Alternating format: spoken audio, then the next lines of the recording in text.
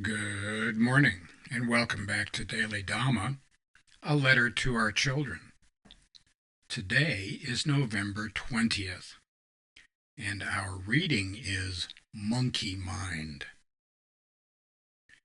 Buddhists of various sects refer to the monkey mind when teaching meditation.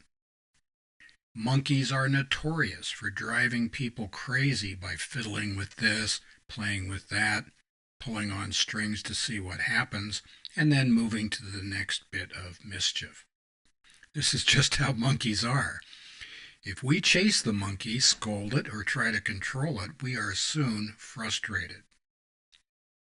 The goal of anapanasati, mindfulness of breathing, is to calm the mind and tame the heart. When we sit in meditation, we brush away intrusive thoughts, saying to ourselves, "No, that's not my business. I'm focused on my breath." The mindfulness we develop in meditation can help us throughout our day. It's not our circus, so we let it go.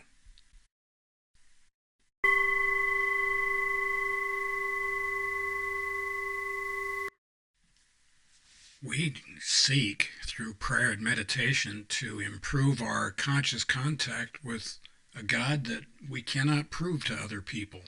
There's nothing I can do. I couldn't pick God out of a lineup. We don't have an anthropomorphic God in any case. But we can sure see the effect in our life if God is not there. If we are seeking God and knowledge of His plan for us and the power to carry it out, that's one thing. And if we are pursuing our own selfish desires and needs, that's a completely different kettle of fish, and it leads us way off track. The Buddha wasn't a big guy on prayer, but we use prayer, and we're not asking for outcomes. We're asking for guidance, and we need to make it clear that when we are looking for God, we're not looking for God to smite our opponent's hip and thigh for having the temerity to disagree with us. It's not about running somebody else's life. It's about running our own. We should be paying attention only to our side of the street. And if we're doing that, we'll be okay. And if we're not doing that, we're really not going to be okay. Meditation, which the Buddha was into a lot, is the purpose of that is to calm our mind and tame our heart.